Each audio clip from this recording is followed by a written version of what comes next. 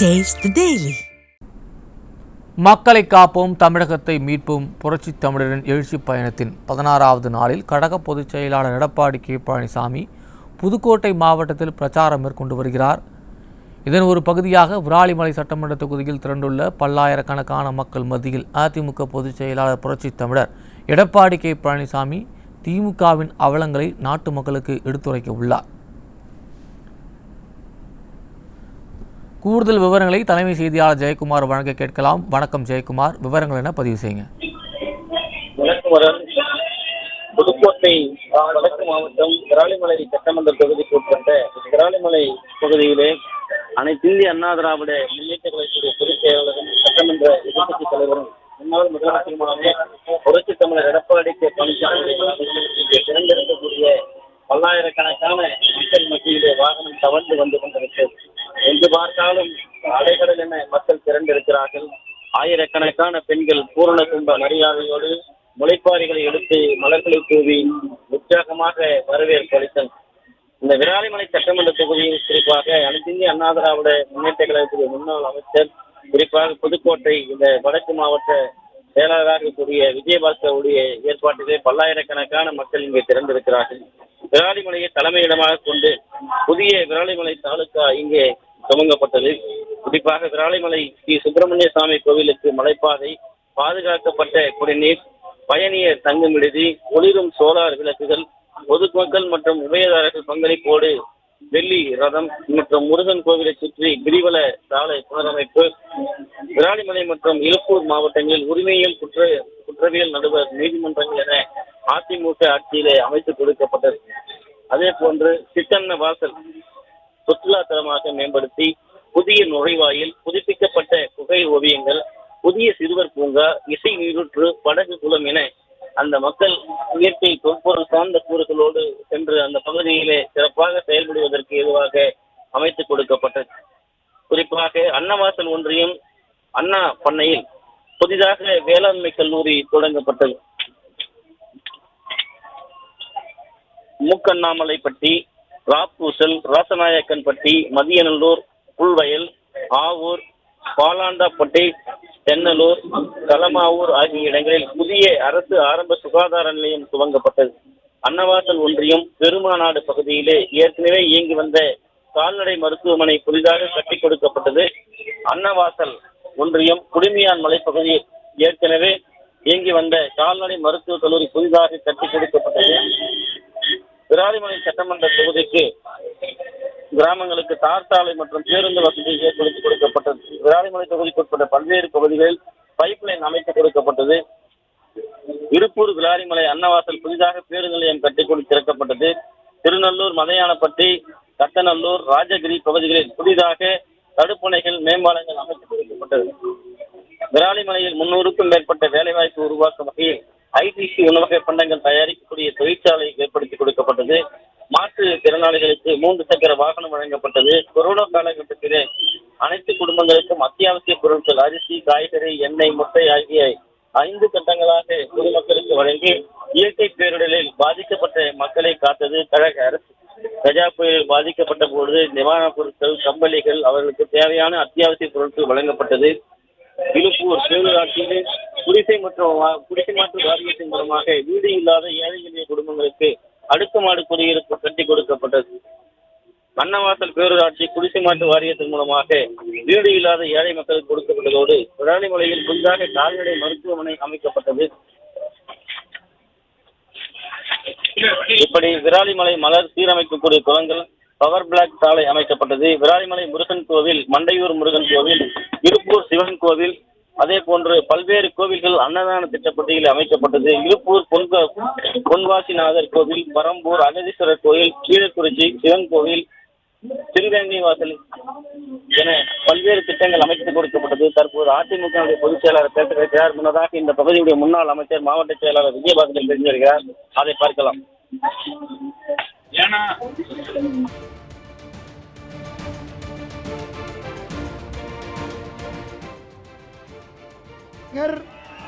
நம்முடைய அன்பு அண்ணன் எடப்பாடியார் அவர்கள் இதோ இந்த வீர மிகுந்த விராலிமலை மண்ணிலே 10 மணியானாலும் சிதறான கடல் அலை போல் திரண்டிருக்கக்கூடிய இந்த கூட்டத்துக்கு முன்னாலே இதோ இதோ அண்ணன் எடப்பாடி அவர்கள் உங்களிடத்திலே பேசுவார்கள். தம்பி தயவு செய்து கொடியை கீழே இருக்குங்க. ப்ளீஸ் ப்ளீஸ் ஐஜேகே நம்ம கே அண்ணன் ப்ளீஸ் பிஜேபி கொடியை மட்டும் இருக்குங்க. அண்ணனுக்கு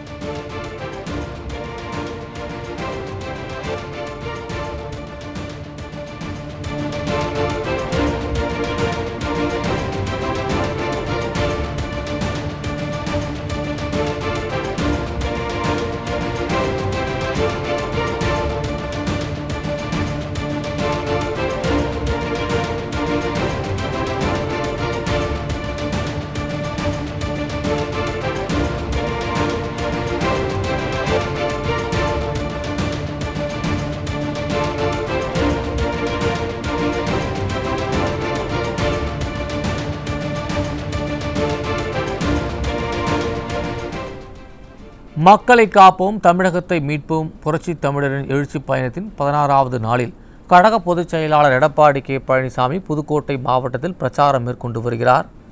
இதன் ஒரு பகுதியாக விராலிமலை சட்டமன்ற தொகுதியில் திரண்டுள்ள பல்லாயிரக்கணக்கான மக்கள் மத்தியில் அதிமுக பொதுச் செயலாளர் புரட்சி தமிழர் எடப்பாடி கே பழனிசாமி திமுகவின் அவலங்களை நாட்டு மக்களுக்கு எடுத்துரைக்க உள்ளார்.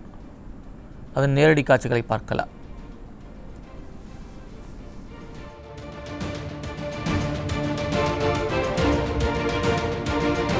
எம்ஜிஆர், இதே புரட்சி தலைவி அம்மா இருவரும் தெய்வங்களை வணங்கி இந்த விராலிமலை இன்றைய தினம் இந்த பூமி குலுங்கி கொண்டிருக்கின்றது. மக்கள் வெள்ளத்தில் இந்த அடுத்த ஆண்டு நடைபெறுகின்ற சட்டமன்ற தேர்தலில் விராலிமலை தொகுதி வெற்றி பெற்றுவிட்டது. உடைய எழுச்சி, ஆரவாரம், மகிழ்ச்சி இந்த வெற்றிக்கே சாட்சி. நான் வர்ற வழியில பார்த்தேன், இது மாதிரி 2 பக்க கூட்டம் வெளியே நிக்குது. இன்றைக்கு தமிழகத்தில் கிட்டத்தட்ட இதோட 49வது சட்டமன்ற தொகுதியில மக்களை சந்திக்கிறேன். எழுச்சி பயணத்தில் எந்த தொகுதியிலுமே இவ்வளவு மக்கள் வெள்ளம் கிடையாது. அப்படியே ஒரு 10 கிலோமீட்டர் மக்கள் வெள்ளத்துல நீதி வந்து உங்கள் மேல் நிக்கிறேன். விளையம்பெயர் மொழியிலே தெரிகின்ற சொல்வதை போல வெற்றியுடைய அறிகுறி இங்க இருக்கின்ற மக்கள் எழுச்சியே சாட்சி. இந்த சிறப்பான எழுச்சி மிகு கூட்டத்திற்கு இந்த மண்ணின் மைந்தர், மாவட்ட செயலாளர், முன்னாள் அமைச்சர், கழக அமைப்பு செயலாளர், சட்டமன்ற உறுப்பினர் அறிவிச்சார் டாக்டர் சி விஜயபாஸ்கர் அவர்களே, நிகழ்ச்சியிலே பங்கு பெற்றிருக்கின்ற முன்னாள் எம்எல்ஏ திரு என் சதன் பிரபாகர் அவர்களே,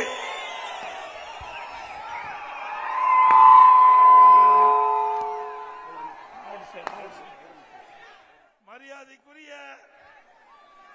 வாரிய தலைவர், முன்னாள் எம்எல்ஏ, மாவட்ட செயலாளர் சவர் வைரமுத்து அவர்களே, மரியாதைக்குரிய வி ராமசாமி அவர்களே, திருமதி அன்னலட்சுமி அவர்களே, திரு சாலை தூரம் அவர்களே, நம்ம கூட்டணியில் அங்கம் வைக்கின்ற பிஜேபி மாவட்ட தலைவர் திரு என் ராமச்சந்திரன் அவர்களே, பாமக மாவட்ட தலைவர் சகோதரர் திரு ஆர்.எல். தமிழரசன் அவர்களே, ஐஜேகே மாவட்ட தலைவர் திரு KPN சீனிவாசன் அவர்களே, ஐஜேகே விராலிமலை தொகுதி பொறுப்பாளர் எம். ஜெய்சங்கர் அவர்களே,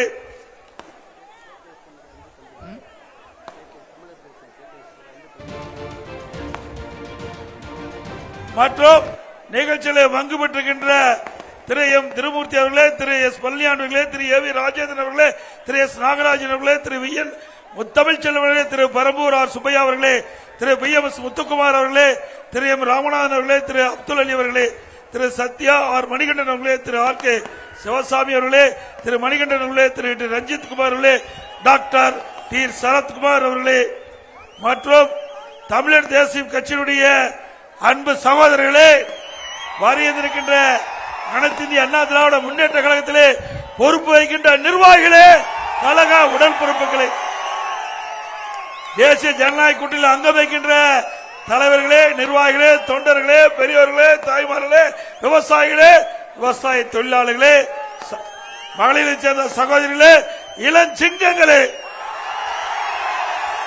பத்திரிகையாளர், ஊடகங்கள் அனைவருக்கும் என்னுடைய முதற்கண் வணக்கம். முதல்ல இவ்வளவு நேரம் ஆனதுக்கு நீங்க பொருள் தரல வேண்டும் என்று அன்போடு உங்களை வேண்டி கேட்டுக்கிறேன். ஏன்னா நான் வேக வேகமா தான் வந்தோம். ஆனா திருமயத்துக்கும் இந்த பகுதிக்கும் விராலிமலைக்கும் கிட்டத்தட்ட ஒரு 58 கிலோமீட்டர் தூரம் இருந்ததுனால கொஞ்சம் வருவதற்கு காலதாமதமாகி விட்டு அத்தனை பேரும் முதலிலே பொறுத்தரல வேண்டுமாய் அன்போடு உங்களை கேட்டுக்கிறேன். இன்றைக்கு 10 மணி ஆனாலும் அடுத்து வருகின்ற சட்டமன்ற தேர்தலில் திமுகவை வீழ்த்த வேண்டும் என்ற எண்ணத்தின் அடிப்படையிலே மிக குழும்பி ஆரவாரமா இன்றைக்கு பார்க்கின்ற பொழுது உங்களுடைய எழுச்சி தமிழகத்தில் அடுத்த ஆண்டு அண்ணா திமுக ஆட்சி மலர்வதற்கு சாட்சி. இங்க கூட அற்புதமா பாடல பாடிட்டு வந்தாங்க. செந்தில்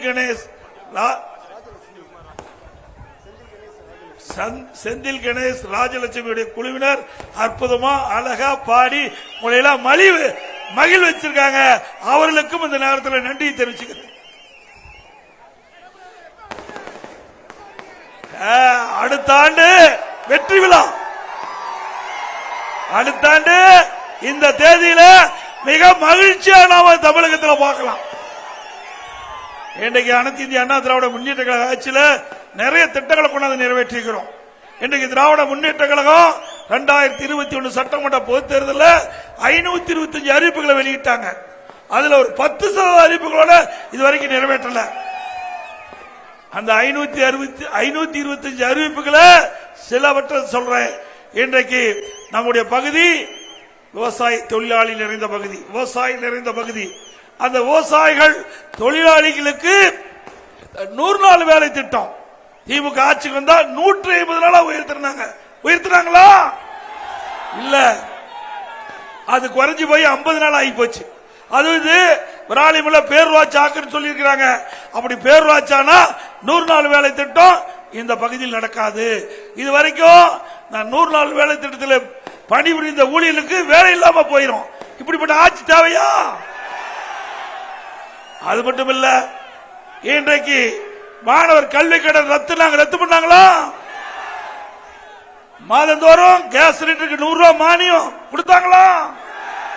பெட்ரோல் டீசல் 4 ரூபாய் குறைச்சாங்களா? பெட்ரோல் குறைச்சாங்களா?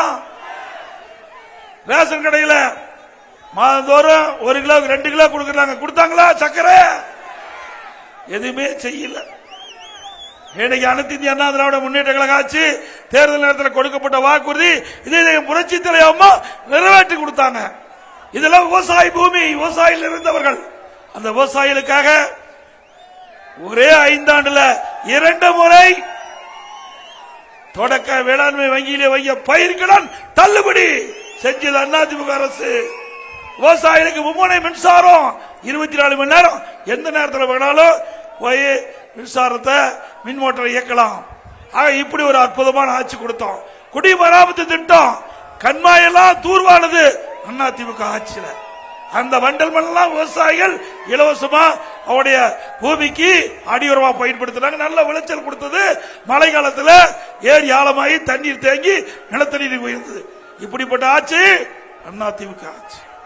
அது மட்டுமல்ல, இங்கே 14,400 கோடி 14,400 கோடியில காவிரி குண்டாறு திட்டம். இந்த பூமி பொன் விளைகின்ற பூமியா? இன்றைக்கு மஞ்சள், வாழை, கரும்பு செழித்து வளர்ந்து செல்வ செழிப்பான பூமியா மாற்றுவதற்கு காவிரி குண்டாறு திட்டத்தை கொண்டு வந்தது அதிமுக அரசாங்கம். 14,400 கோடி. முதல் கட்டமா நானே நேரடியா சகோதரர் விஜயபாஸ்கர் ஏற்பாடு செஞ்சிருந்த அந்த அடிக்கல் நாட்டு விழா 700 கோடியில காவிரி குண்டார் திட்டம் அடிக்கல் நாட்டப்பட்டது. இந்த மாவட்டம் செழிப்பான மாவட்டமா, பசுமையான மாவட்டமா உருவாக்குவதற்கு நடவடிக்கை எடுத்தோம். ஆனா துரதிருஷ்டவசமாக திமுக ஆட்சிக்கு பிறகு அந்த காவிரி குண்டார் திட்டத்தை கைவிட்டுட்டாங்க. மீண்டும் அதிமுக ஆட்சி மலரும், திட்டம் நிறைவேறும், காவிரி குண்டார் திட்டம் நிறைவேறும். அது மட்டுமல்ல, இன்றைக்கு திராவிட முன்னேற்ற கழகம் அப்படின்னாவே குடும்ப கட்சி, அது வாரிசு அரசியல். மன்னர் ஆட்சிக்கு பாக்குறாங்க, குடும்ப ஆட்சியை முடிவு கட்டிக்கிட்ட தேர்தல் 2026 சட்டமன்ற தேர்தல். ஆகவே வருகின்ற 2026 சட்டமன்ற தேர்தலில் மீண்டும் அனைத்து இந்திய அண்ணா திராவிட முன்னேற்ற கழகம் ஆட்சி வருவதற்கு நீங்கள் அத்தனை பேரும் துணை நிற்க வேண்டும். இன்னைக்கு இந்த ஆட்சியில் விலைவாசி உயர்ந்துட்டது. இன்னைக்கு அரிசி விலை உயர்வு, பருப்பு விலை உயர்வு, எண்ணெய் விலை உயர்வு, மக்கள் வாங்கும் சக்தி இழந்துட்டாங்க. வேலை வாய்ப்பு குறைவு, வருமானம் குறைவு, செலவு அதிகரிப்பு. இன்றைக்கு வாழ்க்கை நடத்துவது மிகப்பெரிய திண்டாட்டத்தில் ஏழை மக்கள் தவித்திட்டு இருக்காங்க. அப்படிப்பட்ட ஆட்சி தேவையா? அப்படிப்பட்ட ஆட்சி தேவைங்களா? இங்கே படித்த இளைஞர்கள் நிறைய இருக்கிறீங்க. அந்த இளைஞர்களுக்கு வேலை வாய்ப்பு கிடைக்க இந்த ஆட்சியில் எந்த நடவடிக்கை எடுக்கல.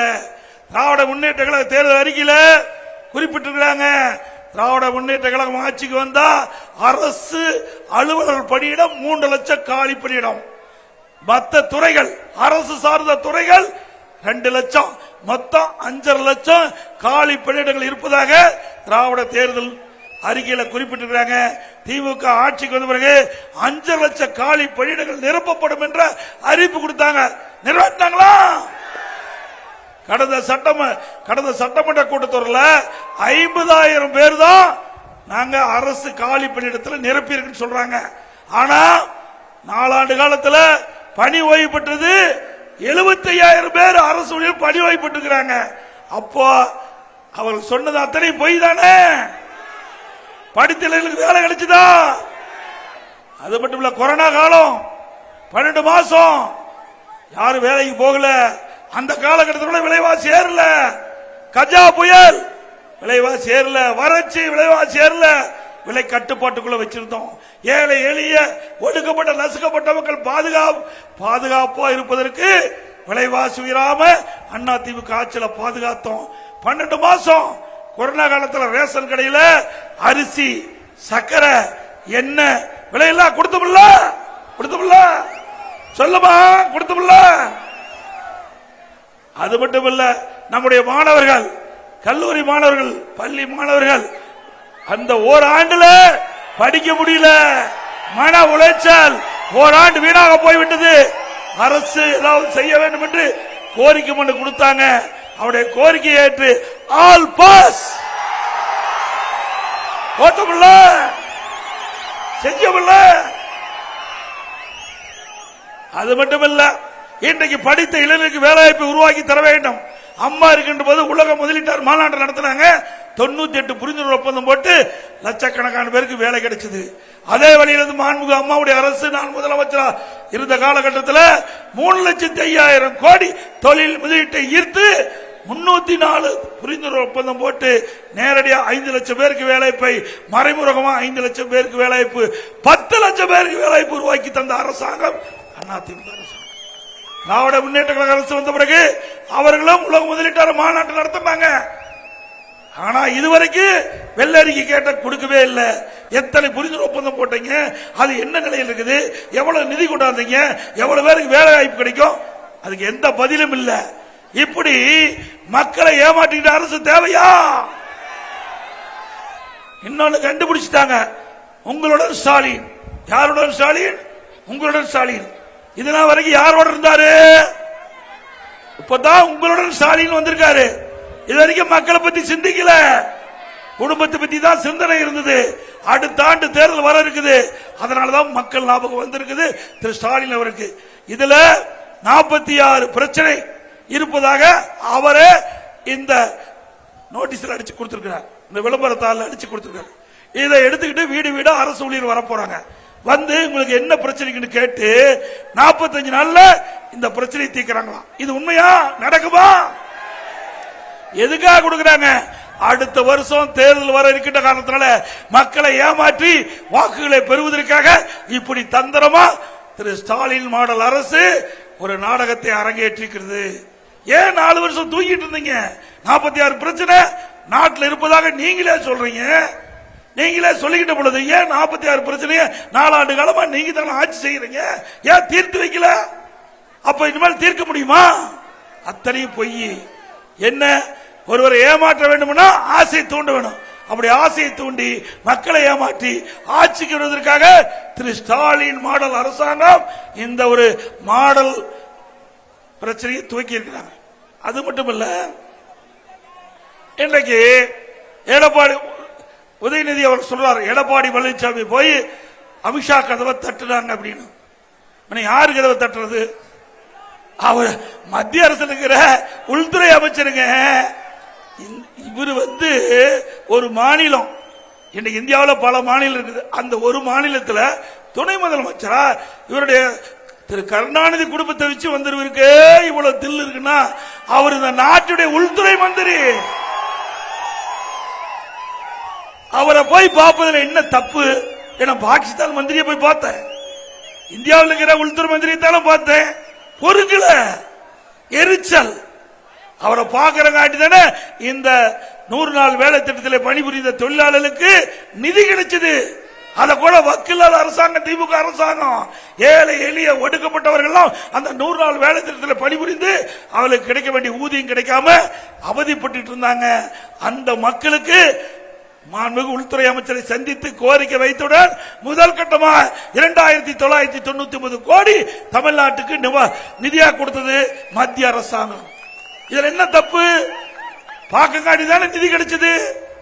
அது மட்டும் இல்ல, எங்களை இப்படி சொல்றீங்கல்ல, நீ அப்பாவும் மகனும் மாத்தி மாத்தி பாரத பிரதமர் வீட்டை கதவை தட்டி அப்பா போய் நைட்ல பாக்குறாரு, மகன் போய் அடுத்த நாள் பாக்குறாரு.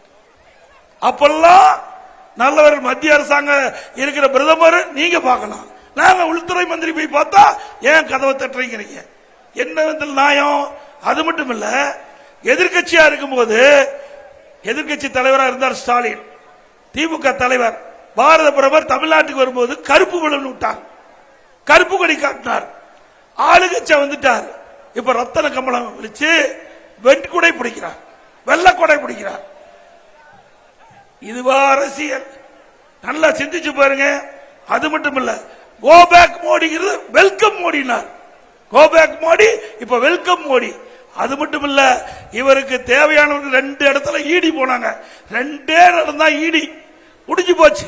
அப்படியே போய் பாரத பிரதமர் அழைச்சிட்டு வந்து 3 நிகழ்ச்சி நடத்தினாங்க. ஒன்னு கோலோ இந்திய விளையாட்டு போட்டி, இன்னும் கேலோ இந்திய விளையாட்டு போட்டி, செஸ் ஒலிம்பியாட் போட்டி, இன்னொன்னு மத்திய திட்டத்திற்கு அங்க பாரத பிரதமர் அடிக்கல் நாட்டினார். 3 நிகழ்ச்சி நடத்தினீங்க. யாரை வச்சு நடத்தின? பாரத பிரதமர் வச்சு தான் நடத்தின. நீங்க பேசலாமா? நீங்க பேசலாமா? எங்களை பத்தி பேசுவதற்கு தகுதி இருக்குதா? இங்க இருக்கிற புதுக்கோட்டை அமைச்சர் அவர் சொல்றார், திரு ரகுபதி சொல்றார், உதயநிதி அவர்கள் கடினப்பட்டு உழைத்து திமுகவில் துணை முதலமைச்சர். அப்படியா இருக்காரு? அவர் தாத்தா திரு கருணாநிதி திமுக தலைவர், முதலமைச்சர் இருந்தாரு. அதனால ஸ்டாலின், நான் எம்எல்ஏ போது அவரு எம்எல்ஏ.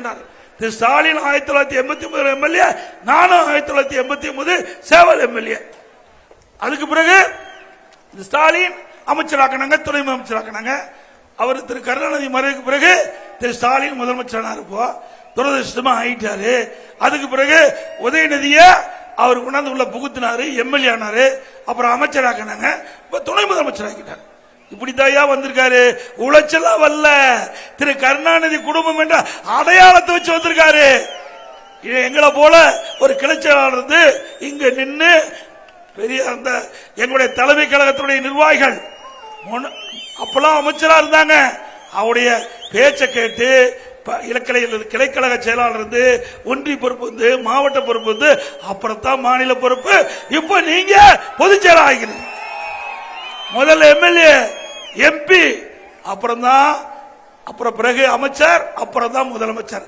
இப்படி படிப்படியாக மக்களிடத்திலே உழைத்து கட்சிக்கு விசுவாசமா இருந்து நாங்க உயர்ந்திருக்கிறோம். நீ அப்படியே வந்தா உங்க தாத்தா அடையாளம், உங்க அப்பா அடையாளத்தில் வந்துகிட்டு உதயநிதி உழைச்சு வந்திருக்கிறான். மக்கள் செல்வாக்கு இருக்குதான். எங்க செல்வாக்கு இருக்குது?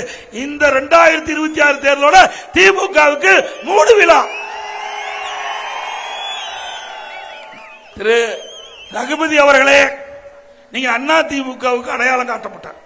திரு ரகுபதி அண்ணா திமுக அடையாளம் காட்டப்பட்டவரு. அண்ணா திமுக கட்சிக்காரர்களாம் இரவு பகல் பாராம உழைச்சாதான் எம்எல்ஏ ஆனார். மாண்பு அம்மாவுடைய கருணையால அமைச்சராக இப்போ திமுகவில் போய் கூவிக்கிட்டு இருக்காரு. அதுக்கு தான் அந்த பொறுப்பு கொடுத்திருக்காங்க, மந்திரி கொடுத்திருக்காங்க. நீங்க திமுகவில் பாத்தீங்கன்னா 8 அண்ணா திமுக அமைச்சராக இருக்கிறாங்க. 8 பேர் திமுகவில் அண்ணா திமுக சேர்ந்தவர் அமைச்சராக இருக்கிறாங்க. அந்த கட்சியில ஆள் இல்ல. அந்த கட்சி மக்கள் செல்வாக்கு எழுந்துட்டு, அந்த கட்சியுடைய தொண்டருடைய செல்வாக்கு எழுந்துட்டு. ஏன்னா அந்த கட்சியில உழைத்து உழைத்து ஓடா போயிட்டாங்க. அந்த கட்சியில எந்த பதவியும் கிடைக்கல. ஏன்னா அங்க திமுக உழைச்சவனுக்கு பதவி இல்ல. ஆனா அண்ணா திமுக இருந்து திமுக போய் சேர்ந்தா பதவி, அதுவும் நல்ல இலாக்கா. அங்க கஷ்டப்பட்டு பாடுபட்டு திமுக ஏன் எடுத்து பார்க்கல. அதனாலதான் உறுப்பினர் கூட சேரல. வீடு வீடா போய் கதவை தட்டி ஓரணியில் தமிழ்நாடு. எங்க வீடு வீடா போய் கதவை தட்டி ஓரணியில் தமிழ்நாடு. இதுவரைக்கும் தமிழக வரலாறுல எந்த கட்சியாவது வீடு வீடா போய் கதவை தட்டி பிச்சை எடுக்கிற மாதிரி கட்சிக்கு உறுப்பினர் சேர்த்துல வரலாறு உண்டா? திமுக கட்சியில் கூட இப்படி போய் மக்கள்கிட்ட வீடு வீடா கதவை தட்டி பிச்சை எடுப்பது போல உறுப்பினர் சேர்த்தது கிடையாது. திரு ஸ்டாலின், உதயநிதி ஸ்டாலின் எப்போ திமுகவுக்குள்ள நுழைஞ்சாங்களோ அப்போ அந்த கட்சி படுபாலத்துக்கு போயிடுச்சு. மக்களுடைய செல்வாக்கு எழுந்துட்டாங்க, தொண்டருடைய செல்வாக்கு எழுந்துட்டாங்க. ஏன்னா திமுக கட்சிக்காரனுக்கு ஏதாவது பதவி கொடுத்து உழைக்கிறவனுக்கு பதவி கொடுத்தா அந்த கட்சி நிற்கும். ஆனா வெவ்வேறு கட்சியிலிருந்து வரவங்க, அதுவும் அண்ணா திமுக இருந்து போறவனுக்கு அங்க போய் பதவி கொடுத்தா அந்த கட்சி நினைக்குமா? நினைக்குமா? எதுக்கு கொடுக்கறாங்க? அடிமை மாதிரி வச்சுக்கலாம். அடிமை மாதிரி அண்ணா திமுக இங்கிருந்து போய் அங்க அமைச்சரானா அடிமை மாதிரி நடத்தலாம். அவர்கள் என்ன கவனிக்கணுமோ மேல கரெக்டா கவனிக்கிறாங்க. என்ன கவனிக்கணுமோ அதை கரெக்டா மேல கவனிக்கிறாங்க. திமுகவில் இருக்கிற நிர்வாகிகள தொண்டர்களோ இதுக்கு உடன்பாடு இல்லை. அதனாலதான் அண்ணா திமுகவில் இருந்து திமுகவுக்கு போய் இணைந்து மந்திரியாகி அவர்களுக்கு தேவையானதை தேவைப்பட்ட இடத்துல தேவைப்பட்ட நேரத்தில் செஞ்சிட்டு இருக்கிறாங்க. ஆகவே 2026 சட்டமன்ற தேர்தல் மக்களுடைய தேர்தல், ஆட்சி மாற்ற தேர்தல். ஆட்சி மாற்றம் 2026 நடைபெறும். இந்த பகுதி இன்றைக்கு புதுக்கோட்டை மாவட்டம் என்று சொன்னாலே, விராலிமலை என்று சொன்னாலே ஜல்லிக்கட்டுக்கு பேர் போனது. இந்த விராலிமலையில் தான் அதிகமா ஜல்லிக்கட்டு நடவுகின்ற தொகுதி. நம்முடைய இளஞ்சிங்கங்கள், இள வீரர்கள் காளையை அடக்கின்ற விதம் இந்த தமிழகம் மட்டுமல்ல, இந்தியா மட்டுமல்ல, உலக அளவில் இந்த காட்சி பார்க்கிறாங்க. அப்படிப்பட்ட ஜல்லிக்கட்டு அதிமுக ஆட்சியில மேலும் உங்களுக்கு தேவையான வசதிகள் செய்து கொடுக்கப்படும் என்ற செய்தி இந்த நேரத்தில் தெரிவித்து, அதே போல தாலிக்கு தங்கம் அம்மாவுடைய ஆட்சியில் கொடுத்துட்டு இருந்தோம். 27,000 50,000 தாலிக்கு ஒரு பவுன். இப்ப நிறுத்திட்டாங்க. இந்த ஆட்சி தேவையா? பெண்களுக்கு அநீதி இழைக்கின்ற ஆட்சி தேவையா? அதே போல அம்மா மணிக்கிள்ளை கொண்டாந்தோம். இதுல என்னங்க அரசியல் இருக்குது? 2000 அம்மா மணிக்கிள்ளை கொண்டாந்தோம். ஏழை எளிய அந்த மக்கள் எங்க அதிகமா வசிக்கிறாங்களோ அந்த பகுதியை தேர்ந்தெடுத்து அம்மா மினிக்கிளை கொண்டாந்தோம். ஒரு எம்பிபிஎஸ் டாக்டர், ஒரு நர்ஸ், ஒரு உதவியாளர் கொடுத்து சிறப்பா அந்த அம்மா மினிக்கிளைக்கு நடந்துகிட்டு இருந்து ஏழை மக்கள் போய் அழகா வைத்தியம் பண்ணிட்டு இருந்தாங்க. அதையும் நிறுத்தின அரசாங்கம் தொடர வேண்டுமா? முடிவு கட்டலாம்ல?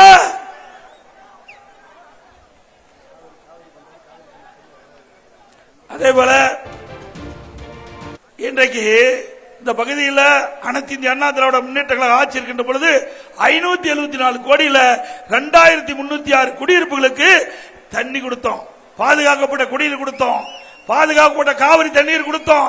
நானே நேரடியா வந்து மாண்புமிகு பொன்மனச்சம்பல் புரட்சி தலைவர் எம்ஜிஆர் நூற்றாண்டு அந்த திட்டத்தை துவக்கி வச்சேன்.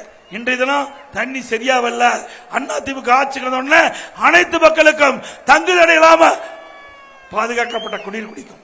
ஏன்னா நிர்வாகமே சரியில்லை. தண்ணி கூட கொடுக்க முடியல. இந்த ஆட்சி தேவையா? குடிப்பதற்கு தண்ணி கூட கொடுக்க முடியல. திட்டத்தை கொண்டாந்தது நாம, நடைமுறைப்படுத்தது நாம, அதை கூட சரியான முறையில நிர்வாகம் செய்யாத காரணத்தினால இன்றைக்கு முறையாக இந்த மக்களுக்கு குடிநீர் கிடைக்கவில்லை. அப்படிப்பட்ட அரசு அகற்றப்பட வேண்டும். அதோட நிறைய இருக்குது. குடுமையான்மலையில அண்ணா பணியில அரசு வேளாண்மை கல்லூரி கொடுத்திருக்கிறோம்.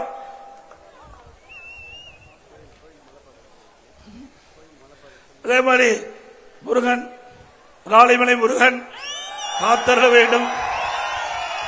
அடுத்த ஆண்டு இங்கே வருகின்ற பொழுது இந்த அனைத்து இந்திய அண்ணா திராவிட முன்னேற்ற கழக ஆட்சி மலர்ந்து உங்களை சந்திக்கின்ற பகுதியை ஆண்டவன் கொடுக்க வேண்டும் என்று கேட்டு, விராலிமலையில படிக்கிட்டு இருந்தது, அதில் நடந்து போவதற்கு சிரமமா இருக்கும் சொல்லி அதற்கு பாதை அமைத்து கொடுத்தது அரசு, அதிமுக அரசு பாதை அமைக்கப்பட்டது.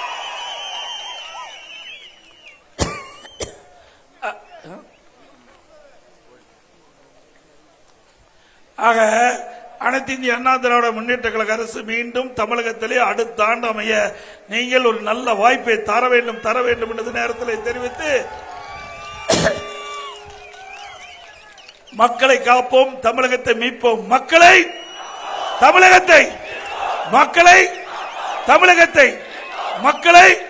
தமிழகத்தை நன்றி, வணக்கம். Bye bye Stalin.